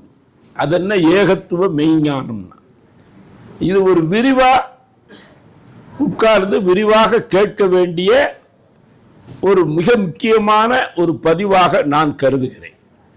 இப்ப நாம் பார்க்கிற பொழுது மாணவர்கள் தேர்வு எழுதுவார்கள். எழுதுகிற பொழுது கடைசி கேள்வி, அது எழுதுகிற பொழுது மீதியை செப்டம்பரில் காண்கன்னு எழுதுவான். ஏன்னா இதுல முடியாது. செப்டம்பர்ல உள்ள தேர்வுங்கிறது தோற்று போய் திருப்பி எழுதுறானா இல்லையா, ஃபெயில் ஆகி. அப்ப இதுல முடியாது, அதுல காண்கம்மா இல்லையா. இனி வேறு ஏதாவது ஒரு நிகழ்ச்சி கத்தாரில் ஏற்பாடு பண்ணி கூப்பிட்டால்தான் மீதியை வெள்ளித்திரையில் காண்கிறது மாதிரி சொல்ல வேண்டும் அப்படிங்கிற மாதிரி இருக்கிறது. இருந்தாலும் ஒரு நேர நெருக்கடி இருக்கிறது. இது ஒரு ரமலானுடைய நாள் நேரம்ங்கிறதுனால தொழுகைக்கான வேலையும் இருக்கிறது. இப்ப ஏகத்துவ மெஞ்ஞானம் அப்படிங்கிறது என்னன்னா வேற ஒண்ணும் இல்லை. நான் விளங்கி கொண்ட வாப்பா நாயகத்தினுடைய பாடல் நமக்கு சொல்கிறது. அவர் இசையாகவே பாடி காட்டினார். யூசுப் வந்தவர்கள் பேசுகிற பொழுதும் அந்த பாடலை எடுத்து காட்டி சொல்லுகிற பொழுதும் ஜோதி வடிவாக இருக்கக்கூடிய இறைவன். அப்ப நாம பார்க்கிற பொழுது இந்த வெளிச்சம் இருக்கிறது. In the beginning God said let there be light, there was light. பைபிளுடைய தொடக்க வரி நீங்க பாத்தீங்கன்னா, உலகம் அனைத்தையும் படைப்பதற்கு முன்பு இறைவன் முதல்ல சொன்ன வார்த்தை என்ன வார்த்தைன்னா, வெளிச்சம் உண்டாகுக. வெளிச்சம் உண்டாகுக என்ற வார்த்தையை சொன்னான். குன்ஃபயக்கூன் ஆகுக என்று சொன்னான். ஆயிற்று. நீங்க ரிக்வேதத்தில் நீங்க பார்த்தீங்கன்னு சொல்லி சொன்னா, இறைவன் என்றான். உலகம் தொடங்கியது என்று ரிக்வேதம் பேசுகிறது. அப்படிங்கிறதும் குன்ஃபயக்கூன் என்று சொல்வதும் ஆழ்க என்று சொல்வதும் பைபிள் என்ன சொல்றதுன்னா, வெளிச்சத்தில் இறைவன் இந்த உலகம் அண்டம் அகிலம் அனைத்தையும் படைத்தான் என்று சொல்கிறது. அப்ப படைத்தவன் ஒருவன் தானே. படைப்புகள் எப்படி வெவ்வேறா இருக்கலாம்? ஏன் நம்ம எல்லாம் ஒரே மாதிரி இல்லை இல்லையே? ஏன் எல்லாம் ஒரே மாதிரி இல்லை? நான் ரொம்ப நாளைக்கு முன்னாடி எழுதினேன், அப்பன் கருப்பு, அம்மா கருப்பு, குழந்தை வெளுப்பு, யார் பொறுப்பு? ஏத்து வீட்டுக்காரனா? அப்பன் கருப்பு, அம்மா கருப்பு, குழந்தை வெளுப்பு, யார் பொறுப்பு? அந்த மரபணு வரிசையில் அவங்க ஒரு 4 தலைமுறை 5 தலைமுறைக்கு அவங்க முப்பாட்டவன் எவனாவது வெள்ளையா இருந்திருப்பான். அது அப்படியே மரபணுல தொடர்ச்சியா வந்துகிட்டே இருக்குது. ஆனால் என்னை போல என் அண்ணன் இல்லை. நான் தம்பி, என் அண்ணன் என்னை போல இல்லை. என்னுடைய தங்கை என்னை போல இல்லை. 3 பேர் ஒரே மாதிரியா இருக்கிறோம். இப்ப இந்த மூலம் என்பது ஒன்றுன்னா அதை வெளிச்சம் என்று சொல்கிறார். வெளிச்சம் என்று சொல்றார். ஆனால் வாப்பா நாயகம் அவர்கள் தமிழுக்கென்று ஒரு கொடை வழங்கி இருக்கிறார்கள். 2 சொற்கள் இருக்கின்றன. இதை ஒவ்வொரு தடவையும் இந்த சொல்லிட்டு தான் சொல்ல வேண்டி இருக்குது, விரிவா சொல்ல வேண்டிய ஒன்று. இப்ப இங்கிலீஷ்ல லைட் அப்படின்னு ஒரு சொல் இருக்குது. லைட்னா, தம்பி லைட்டை போடு. தமிழ்ல நம்ம தமிழ் சமூக படை இருக்கிறது விளக்குக்கு லைட் தான், வெளிச்சத்துக்கும் லைட் தான். அவ்வளவு லைட்டா எடுத்திருக்கிறான். தனித்தனி சொல் வைக்கல. இங்கிலீஷ்காரன் லைட் அப்படின்னா வெளிச்சத்துக்கு அதுதான், இதற்கு அதுதான். இப்ப நாம் பார்க்கிற பொழுது மூலப்பொருள் என்பது வாப்பா நாயகத்தினுடைய ஞான பாடல்கள் சொல்வது, உலகத்தின் அனைத்து படைப்புகளுக்கு மூலப்பொருள் நூரே முஹம்மதியா, வெளிச்சம். அதைத்தான் அருட்பெரும் ஜோதி தனிப்பெரும் கருணை. அவர்கள் பாடிய அந்த பாடல்ல நீ பல பெயர்களை வைத்துக் கொண்டிருந்தாலும் வாப்பாநாயகத்துடைய பாடல் சொல்கிறது பரமா அதை படைத்தவன் ஒருவன் தான். நீ பல பெயர்களை வைத்துக் கொண்டிருக்கலாம், ஆனால் உன்னை படைத்தவன் ஒருவன் தான். படைப்பின் மூலப்பொருள் எதுன்னு கேட்டீங்கன்னா அது வெளிச்சம். வாப்பாநாயகம் சொல்ற தமிழ்ல 2 சொல் இருக்குது. இந்த மின்சார விளக்கு, அகல் விளக்கு, வீட்டில் ஏற்றி வைத்திருக்கிற ஹரிக்கேன் விளக்கு, இப்படிப்பட்ட விளக்கு இருக்குது இல்ல. வாப்பாநாயகத்தினுடைய அந்த பாத்திமா நாயகியாருடைய அந்த மாலை இன்றைக்கு எல்லாரும் பாடினார்கள். எனக்கு மிகுந்த மகிழ்ச்சி. மாஸ்கோட தான் பார்த்தேன். மாஸ்கோவினுடைய தலை சிறந்த இந்த தேசிய கவிஞன் மயாக்கோவஸ்கியினுடைய ஒரு பாடலை பனி அப்படியே கொட்டிக்கிட்டு இருக்குது. பனி கொட்டி கொண்டிருக்கிறது. 1.5 லட்சம் பேர் அந்த மாஸ்கோவில் அந்த நிகழ்ச்சியை கண்ணால பார்த்தேன். 1.5 லட்சம் பேர் ஒருவர் ஒலிபெருக்கியை வச்சு படிக்கிறாரு. அவர் படிக்க படிக்க மாயக்கோவஸ்கியின் அந்த தேசிய கவிஞருடைய பாடலை இவர்கள் திரும்ப சொல்கிறார்கள். அதுல சிறப்பு இல்லை. படிச்சுக்கின்ற அவருடைய கையில இருந்து அந்த தாள் நழுவி கீழே விழுகிறது. அவர் கீழே குனிந்து எடுப்பதற்குள்ளே கூடியிருக்கிற 1.5 லட்சம் பேர் அடுத்தடுத்த வரிகளை பாடுகிறார்கள்னா அந்த மொழியின் மீதும் பாடலின் மீதும் எவ்வளவு பெரிய ஒன்று இருக்க வேண்டும் என்பதை எண்ணி பார்க்க வேண்டும். அது பாட்டை படிக்கிறது அப்படி நாம படிக்க வேண்டும் என்கிற காரணத்தை வாப்பாநாயகம் சொல்றார். தமிழ்ல 2 சொற்கள் இருக்கின்றன. ஒன்று ஒளி, அது ஒளிந்து கிடக்கிறது, உனக்குள்ளேயே ஒளிந்து கிடக்கிறது. இன்னொன்று விளக்குகள். இதனால் சூரியன் சந்திரன் போன்ற எண்ணெய் இல்லாத விளக்குகள், நட்சத்திரங்கள், அகல் விளக்கு, அகல் விளக்குக்கு இருக்கக்கூடிய நகல் விளக்கு, மின்சார விளக்கு சொல்றான இல்லையா? ஞாபகம் வந்துருச்சுங்கிறதுனால சொல்றேன். பாரதிதாசன் குடும்ப விளக்குன்னு எழுதியிருக்காரு. உலகத்துல அது மாதிரி குடும்பத்தில் நடக்கக்கூடிய நிகழ்ச்சியை வச்சு ஒரு 100 வருஷத்துக்கு முன்னாடி 80 வருஷத்துக்கு முன்னாடி ஒரு இலக்கியம் இதுவரைக்கும் படைக்கப்படவில்லை என்கிற சிந்தனை இருக்குது. பாரதிதாசன் அவர்களை நான் மதுரையில் படித்த தியாகராசன் நான் கூட்டிட்டு வந்தேன். ஐயா, குடும்பத்தில் நடக்கக்கூடியதை ஒரு பெண்ணை மையமாக வைத்து குடும்பம் நடத்தக்கூடியவள் பெண் தான் தலைமை பொறுப்பை இல்லத்தை ஆளக்கூடிய இல்லாளாக இருக்கிறாள் இல்லையா? அவள் தான் இல்லத்தை ஆளக்கூடியவளாக இருக்கிறாள். அவளை குடும்ப விளக்குன்னு சொல்லியிருக்கீங்களே, ஏன் அதை விளக்குன்னு சொல்றீங்க? விளக்கேற்ற ஒரு பெண் என்று சொல்லுகிறார்களே, அதற்காக வேண்டாம். அப்ப என்கிட்ட சொன்னாரு, நான் ஒரு ஒரு மாணவன் தான், நீ நாளை காலையில் சொல்லணும்னார். மற்ற விளக்குகளுக்கும் குடும்ப விளக்கு என்று சொல்லக்கூடிய பெண்களை அழைத்து நான் எழுதி இருக்கிறதுக்கு என்ன காரணம் நீ சொல்லு. நான் தான் எழுதிட்டேன்ல, உனக்கு ஆய்வு இருக்குது இல்ல, நீ யோசிக்க கூடியதான சொல்லு. நான் ஒரு சின்ன பையன் தான், அவர் கேட்டுட்டார் அப்படிங்கிறதால யோசிச்சு பார்த்தா மற்ற விளக்குகள் அனைத்தும் குடும்ப விளக்கு, அதுக்கு வித்தியாசம் என்ன? மற்ற விளக்குகள் அணைத்தால் அணைந்து விடும், குடும்ப விளக்கு அணைக்க அணைக்கத்தான் அதிக பிரகாசமே வரும் இல்லையா? அரவணைப்பு இல்லாத அன்பில்லாத ஒரு வாழ்க்கை குடும்ப வாழ்க்கையாக அமைய முடியுமா? நீங்க பாத்தீங்கன்னா பாத்தியா நாச்சியாருடைய அந்த மாலையில அவருடைய வாழ்க்கை என்பது எவ்வளவு அந்யோன்யமாக, இத்தனை துன்பங்களுக்கு இடையிலே அடுத்த வேளை உணவுக்கு வாய்ப்பு இல்லை, கொஞ்சம் பணம் கிடைக்குதுன்னா 3 தடவை 3 நிகழ்ச்சிகளை குறிப்பிடுகிறார்கள் வாப்பாநாயகம் அவர்கள் இல்ல, 3 நிகழ்ச்சிகளை குறிப்பிடுகிறார்கள். அப்ப விளக்குக்கு அடிப்படை வெளிச்சம், விளக்குக்கு அடிப்படை வெளிச்சம். உலக படைப்புக்கு அடிப்படையும் வெளிச்சம் தான், உலக படைப்புக்கு அடிப்படையும் வெளிச்சம் தான். அத நூரே முகம்மதியா, முகம்மதியா என்கிற பெருமானார் இறுதி தூதரனுடைய அந்த அடையாள குறியீடாக இறைவன் அதைத்தான் மூலப்பொருளாக படைத்தான்கிறத உமரு புலவர் தன்னுடைய அருமையான சீரா புராணத்திலே கலை மறை முகம்மது என்னும் காரணம் இல்லையாகில் மலை கடல் உலகம் அனைத்தையும் இறைவன் படைத்திருக்க மாட்டான்னு திருக்குறானுடைய வசனத்தை அப்படியே உமரு புலவர் எழுதுகிறார். அப்போ உலக படைப்புக்கு அடிப்படையான காரணம் அது. அது முதல் மனிதர் யாரு? அவர்தான் பாவா ஆதம். தந்தை தந்தை பேசிய மொழி அது தமிழ் என்று இன்றைக்கு ஆய்வு சொல்கிறது. முதல் மனிதர் பேரை பத்தி சொன்ன லட்சம் பெயர்களை ஆராய்ச்சி பண்ணி எது பழமையான பெயர்னு பார்த்தா ஆதம் அப்படிங்கிற பெயர் தான் பழமையான பெயர். முதல் மனிதருக்கும் மனித குலத்தினுடைய முதல் தந்தைக்கும் வைத்திருக்கிற பெயர்களிலேயே மூத்த பெயர். லட்சம் பேர், லட்சம் மொழிகளிலே இருக்கக்கூடிய சொற்களை வெறும் பெயர் சொற்களை மட்டும் ஆராய்ச்சி பண்ணி, பெயரை மட்டும் ஆராய்ச்சி பண்ணி ஆதம் என்கிற சொல் பழைய சொல். அப்ப நம்ம சங்க இலக்கியத்துல போற போக்குல வாப்பா நாயகம் எழுதுகிறார்கள். நம்ம சங்க இலக்கிய குறிப்புகளை பற்றி எழுதுகிற பொழுது அவர் எழுதுகிறார்கள், மிக அழகாக இருக்கிறது.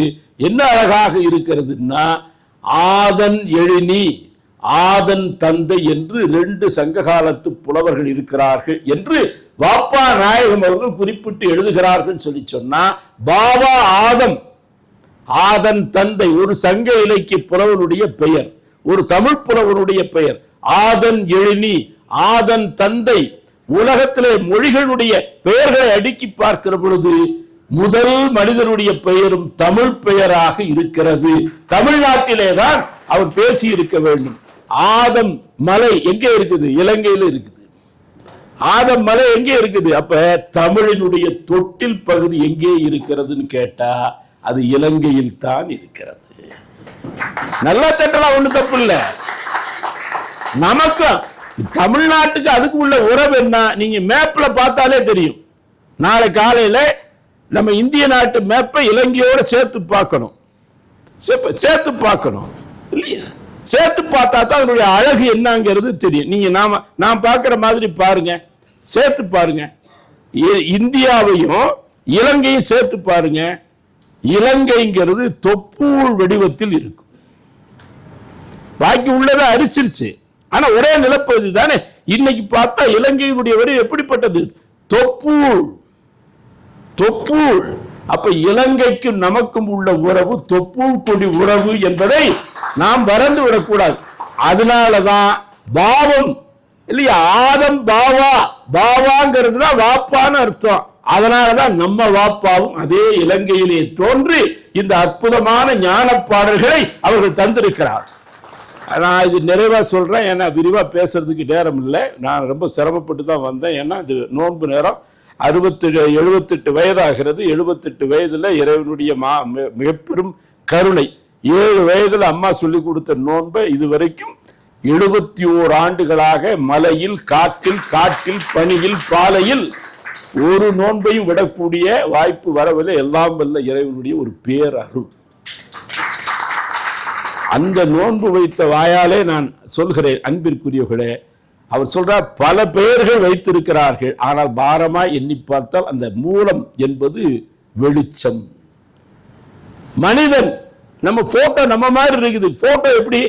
போட்டோவுக்கு மனிதனுக்கு எல்லாம் வேறுபாடு என்னன்னு நீங்க பாத்தீங்கன்னு சொல்லி சொன்னா, போட்டோ பழைய இப்ப உள்ள போட்டோன்னா எல்லார் கையிலையும் கேமரா இருக்குது, பில்மே கிடையாது. இப்ப பில்ம் போயிடுச்சு, எல்லாரும் அப்படியே எடுக்கிறான். ஆனா பில்ம் வச்சு எடுக்கிற காலகட்டத்தில் பாத்தீங்கன்னு சொல்லி சொன்னா அது ரொம்ப ரொம்ப வித்தியாசமா இருக்கும். இது என்னை மாதிரியே இருக்கிறது, இது என் புகைப்படம், இது நானா இல்ல, இது நானா நான் இல்ல. ஆனா இதுக்கு எனக்கு என்ன வித்தியாசம்? மனிதர்கள் போட்டோ ரெண்டுக்குள்ள அடிப்படையான வேறுபாடு என்ன? மனிதர்கள் இல்லையா, மனிதர்கள் எங்கே அவருடைய படைப்பு அல்லது அவருடைய பிறப்பு, அவருடைய உருவாக்கம் எங்கே நிகழ்கிறது? போட்டோனுடைய படைப்பு எங்கே உருவாகிறதுனா, போட்டோ இந்த லைட் போட்டு எடுக்கிறாங்க, வெளிச்சத்தை போட்டு எடுக்கிறாங்க. அப்ப புகைப்படம் என்பது வெளிச்சத்தில் உருவாகி இருட்டில் பிரசவமாகிறது. டார்க் ரூம்ல தான் டெவலப் பண்றான். போட்டோ பிரிண்ட் போடுறது அதுதான். போட்டோங்கிறது புகைப்படம் என்பது வெளிச்சத்தில் உருவாகி இல்லையா இருட்டில் பிரசவமாகிறது. மனிதன் இருட்டில் உருவாகி வெளிச்சத்தில் பிரசவமாகிறான். ரெண்டையும் அப்படியே வேறுபாடு. அப்ப இறைவனுடைய படைப்புக்கும் மனிதனுடைய படைப்புக்கும் என்ன வேறுபாடு அப்படிங்கிறத, இது மூலப்பொருளானால வெளிச்சம், வெளிச்சம்ங்கிறது ரெண்டு இருக்குது, உள் ஒளி. அப்ப வாப்பா நாயகம் அவர்கள் தன்னுடைய ஞானப்பாடுகள் அவர்கள் சொல்கிறார்கள், எல்லா படைப்புகளுக்கும் மூலம் அது. இறைவன் எவ்வளவு பெரிய கருணையாளன் தெரியுமா? நான் விமானத்தில் இரவு பயணம் செய்கிற பொழுது வாப்பா நாயகம் அவர்களை பற்றி எண்ணிக்கொண்டே வந்தேன். இறைவன் எவ்வளவு பெரிய கருணையாளன் பாருங்க. எவ்வளவு பெரிய கருணையாளன் பாருங்க. அவருடைய அருளுக்கு எவ்வளவு பெரிய அடர்த்தி இருக்கிறது என்று நாம் உணர்ந்ததுதான். நமக்கு அனுபவிச்சுக்கிட்டு இருக்கிறதுனால நமக்கு தெரியல. நினைத்து பாருங்கள், மீன் பிறக்கும் முன்னே நீரை படைத்தவன் இறைவன். மீன் பிறக்கும் முன்னே நீரை படைத்தவன். நீர் இல்லாமல் மீன் வாழுமா? எவ்வளவு பெரிய அருளாளன் பாருங்க.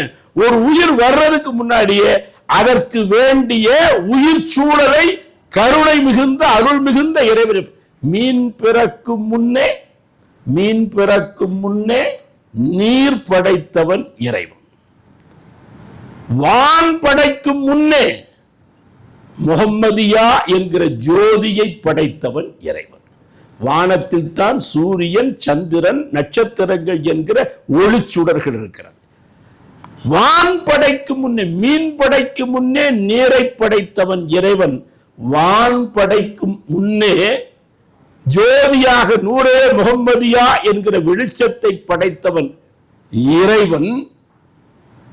என்னை போல மனிதன் இருக்கிறாரே, இந்த மனிதனை தான் படைக்கும் முன்னே, அப்படி வச்சுக்கோங்க. இப்ப நான் பிறக்கிறேன்னா, நான் பிறக்கும் முன்னே இறைவன் என்ன ஏற்பாடு பண்ணியிருக்கான்?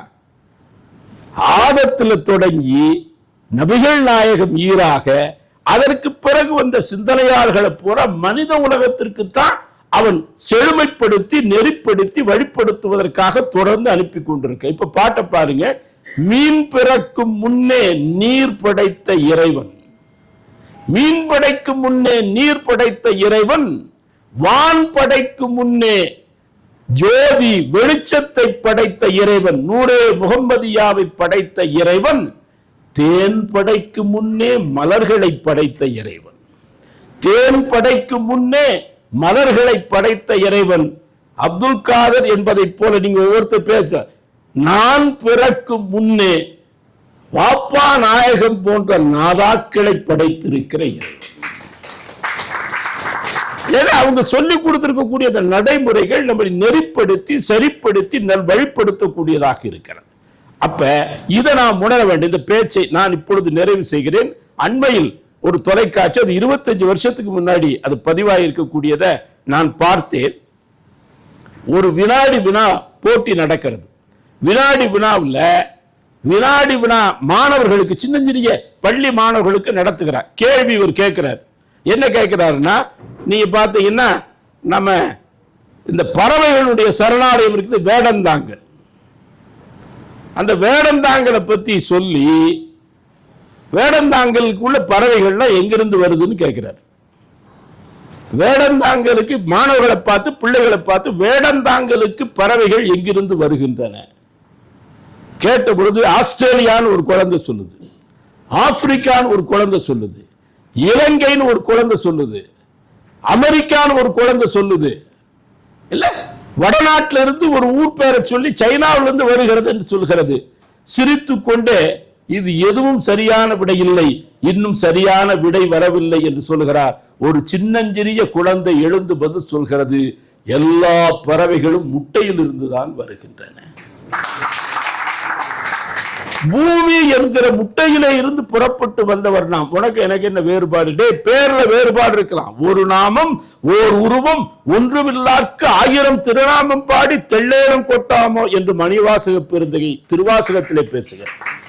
இறைவனுக்கு ஒரு பெயர் கிடையாது, ஓர் உருவம் கிடையாது. யார் சொல்லுது? மாணிக்க வாசக பெருமான். ஒரு நாமம் ஓர் உருவம் ஒன்றுமில்லார்க்கு, எதுவுமே இல்லை. இல்லையிலும் இருக்கக்கூடியவன் இறைவன் மட்டும்தான். இல்லையிலும் இருக்கக்கூடிய, இல்லைங்கிறது ஒரு சிஃபத், இறைவனுடைய பண்புகளில் ஒரு பண்பு. இல்லைங்கிறதே, இல்லாமை என்பதே ஒரு பண்புங்கிறான். அது நீங்க பாத்தீங்கன்னா, நான் கல்லூரியில படிக்கிற பொழுது அது 8 கிலோமீட்டர் என்னுடைய ஊர் சின்னமனூருக்கும் முத்தவபாளையம் கருத்தராவத்தர் கல்லூரி, அந்த கல்லூரியில படிக்க போற பொழுது பஸ்ஸுக்கு 30 பைசா. நான் சைக்கிள் தான் போவேன். 250 சைக்கிள் என்னோட வரும். பெரிய ஊர்வலம் மாதிரி தான் போவோம். ஏன்னா எங்க ஊர்ல கல்லூரி இல்லை.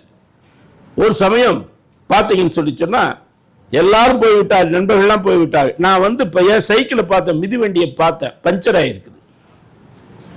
காத்து இல்லை, எல்லாரும் போய்விட்டார்கள். லேசா பிசு பிசுன்னு மழை பெய்யுது. சரி, இதை எடுத்துட்டு போக முடியாது, 8 கிலோமீட்டர் போகணும், புத்தகம் எல்லாம் நனைஞ்சிரும். அப்ப என்னடா பண்றதுன்னு பார்த்தேன். பாக்கெட்டை தடவி பார்த்தா 29 பைசா இருக்கு. 30 பைசா தான் அடிப்படை டிக்கெட்டு. 1 பைசா. நான் சின்னஞ்சிறிய பையன், அதுவும் மாணவன், ஒருத்தட்ட கையை நீட்டி காசு கொடுன்னு 1 பைசா கேட்கறது ரொம்ப கேவலமா தென்பட்டது, ரொம்ப கேவலமா தென்பட்டது. அப்ப நீங்க யோசிக்கணும். அப்படி இப்படி பார்த்தேன், ஒன்னும் வழி இல்லைன்னு ஏறிட்டேன் ஒரு பஸ்ல. நான் பின்னாடி ஏறி இருக்கேன். கண்டக்டர் அங்கிருந்து டிக்கெட் கொடுத்துட்டே வர்றாரு. 30 பைசா டிக்கெட்டுக்கு ஒருத்தர் 100 ரூபாய் கொடுக்கிறாரு. முண்டா, உனக்கு அறிவு இல்லை? 100 ரூபாய் கொடுக்குறீங்க, உனக்கு எப்படி கொடுக்க முடியும்? இப்படி வரிசையா ஒரு 10-20 பேரை திட்டிக்கிட்டே வர்றாரு. ஏன்னா அவனுக்கு சில்லறை கொடுக்கறதுக்கு இவர்கிட்ட சில்லறை இல்லை. நான் கையில வந்தோன்னு என்கிட்ட 29 பைசா தான் இருக்குது, அதை அப்படியே கொடுத்த. சார் நீங்க தெய்வம் சார்ன்ட்டான். அதுல குறையா இருக்குது, 1 பைசா இல்ல. ஆனால் அன்பிற்குரியவர்களே, 30 பைசா கொடுத்தால் தான் ஒரு பயணம், பஸ் பயணம் நிகழும் என்று இருக்கிற பொழுது என் கையில் இருக்கக்கூடிய 29 பைசாவுக்கு மதிப்பில்லை. இல்லாத 1 பைசா தான் 29 பைசாவை தீர்மானிக்கிறது அப்படிங்கிற அறிவப்பதான் வருது. அதனாலதான் லா இலாஹ, இறைவன் இல்லை. இவர் ஞானப்பாடல் சொல்லி இருக்கிறது. இப்ப பாருங்க, நீ இல்ல, நான் இல்ல, இல்லையா, நீ நான் என்று இந்த பேதம் இருக்கிறது. ஆண்டவனுக்கும் இந்த உயிரினங்களுக்கும் இருக்கக்கூடிய அந்த வேறுபாடு எதுவுமே இல்லை. அவர் ரொம்ப அழகா சொல்றாரு. இது ஒன்று சொன்னாலே உங்களுக்கு போதும். என்ன அழகா சொல்றாரு? நீயற்ற இடம் இன்றி. உலகத்துல இறைவன் இல்லாத ஒரு இடம் சொல்ல முடியுமா? இறைவன் இல்லாத ஒரு இடம் சொல்ல முடியுமா? ஒரு குடிகாரன் சொன்னான், மசூதி முன்னே போய் குடிப்பேன், கோயிலுக்கு முன்பு போய் குடிப்பேன், மாதா கோவில் சர்ச்சுக்கு முன்பு போய் குடிப்பேன். ஒருத்தன் ஓங்கி அவனை அரைஞ்சி, குடிகாரனே நீ குடிக்கிறதுக்கு வேற இடம் கிடைக்கலையா? ஒரு மசூதி, ஒரு கோயில், ஒரு சர்ச், ஆண்டவன் இருக்கும் இடத்தை நோய் குடிக்கிறேன் என்று சொல்லுகிறாயே என்று சொன்ன பொழுது குடிகாரன் சொல்கிறான், அப்படி என்றால் ஆண்டவன் இல்லாத இடமாக பார்த்து சொல். அப்ப அந்த குடிகாரன் தெளிவா பேசுறது மாதிரி இருக்குது. தெளிவா இருக்கிறவங்க மதம் என்னும் போதை ஏறி வெவ்வேறு வேறுபாடுகளோடு இருக்கிற மாதிரி இருக்கு. அதனாலதான் இவர்களை நம்முடைய வாப்பா நாயகம் அவர்கள் நம்மை பெற்றெடுத்த தந்தை அப்படின்னு அர்த்தம். ஆன்மீக பிள்ளைகளாக நம்ம எல்லாம் பெற்றெடுத்திருக்கிற வாப்பா அவர்களை இந்த நேரத்திலே நான் எண்ணி பார்க்கிறேன். இந்த உரையை நான் நிறைவு செய்கிறேன். அன்பிற்கு மூலம் 1. இப்ப பாருங்க, எழுதுகோல் அதை வைத்துக் கொண்டுதான் திருமறையினுடைய முதல் வசனம் வந்தது. பேனா வச்சுக்கிட்டு தான் வந்துச்சு. நான் தொடங்கிய பொழுது பேனா வச்சுக்கிட்டு தான் தொடங்கினேன், இல்ல? இதனாலே ஒருத்தட்ட கடன் வாங்கிட்டு வந்தேன், கொண்டு வரல. இப்போ காலையில் யூசுப்ட்ட கேட்கணும், என்ன வேணும் என்ன வேணும்னு கேட்டுட்டே இருந்தார். காக்கா என்ன வேணும்னு. அப்படி பார்த்தா ஒன்றும் இல்லை, அங்கேயே அந்த ஹோட்டல்லையே ஒருத்தட்ட இந்த பேனா வாங்கிட்டு வந்திருக்கேன். திருப்பி கொடுத்துருவேன் நான், ஒன்றும் அது இல்லை, நான் கட்டாயம் திருப்பி கொடுத்துருவேன். இப்போ பாருங்க, ஏகத்துவ மெய் ஞானம் என்ன அப்படிங்கிறத வாப்பா நாயகத்தை உள்வாங்கிட்டதுனால சொல்றேன் நான், இல்ல? எந்த வேறுபாடும் கிடையாது, எந்த வேறுபாடும் கிடையாது.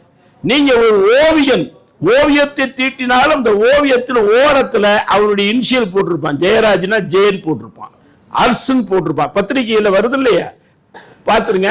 சில சமயம் நீங்க இந்த தமிழ்நாட்டில் போய் பார்த்தா ஒரு சாக்கடையை கட்டினாலும் அவர் கல்வெட்டு வச்சு முதலாக இந்த சாக்கடையை கட்டியவர் இந்த அமைச்சர், சாக்கடையை முதலாக ஓட விட்டவர் இந்த அமைச்சர்னு அதை கூட பதிவு செய்து வைத்திருக்கிறார்.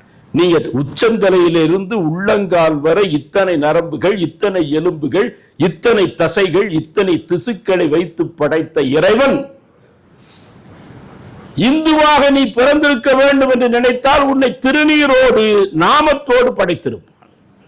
உன்னை படைக்க வேண்டிய இறைவன் உன்னை முஸ்லிம் என்று முடிவெடுத்து விட்டு படைத்திருந்தால் பிறக்கிற குழந்தை தொப்பியோடு பிறந்திருக்கும்.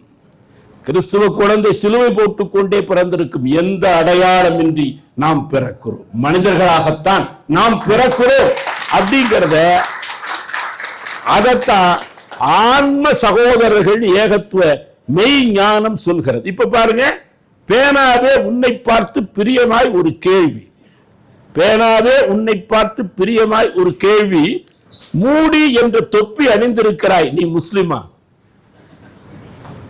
மூடி என்ற தொப்பி அணிந்திருக்கிறாய், நீ என்ன முஸ்லிமா?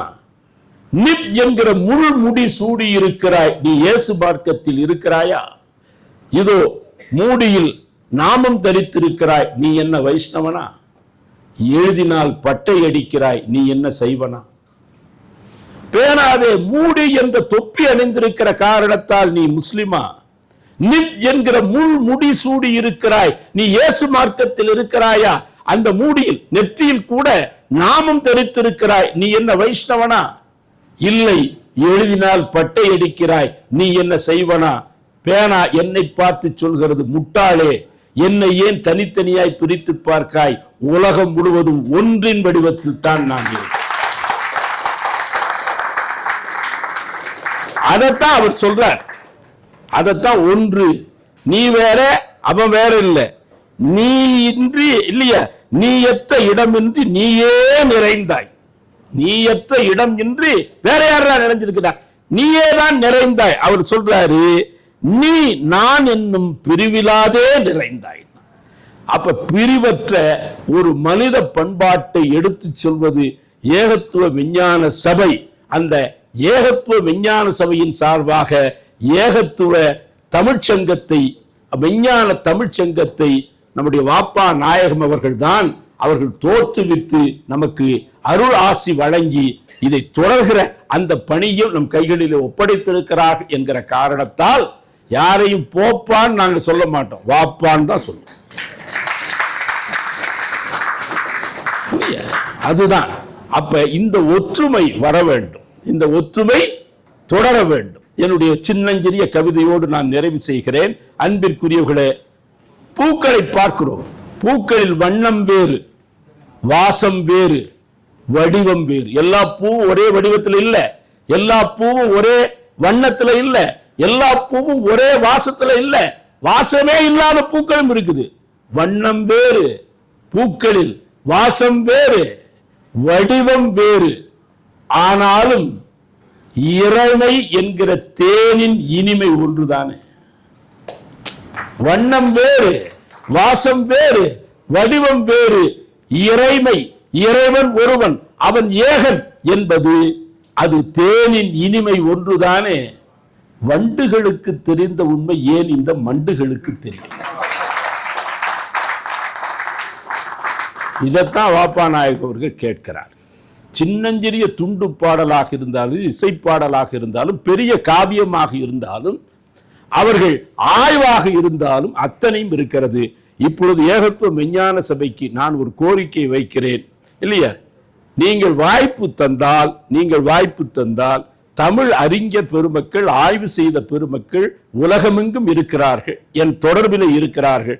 வாப்பா நாயகத்தினுடைய இந்த இலக்கியங்களை ஒவ்வொருத்தர் கையிலும் தனித்தனியா கொடுத்து சிறந்த ஆய்வுகளை மேற்கொண்டு ஒரு தொகுப்பாக்கி ஒரு ஆய்வு கோவையை இறைவன் நாடினால் இன்ஷா அல்லாஹ் கத்தாரில் வெளியிடக்கூடிய ஒரு வாய்ப்பை நீங்கள் அமைத்து தர வேண்டும் என்று கேட்டு நிறைவு செய்கிறேன். நன்றி, வணக்கம்.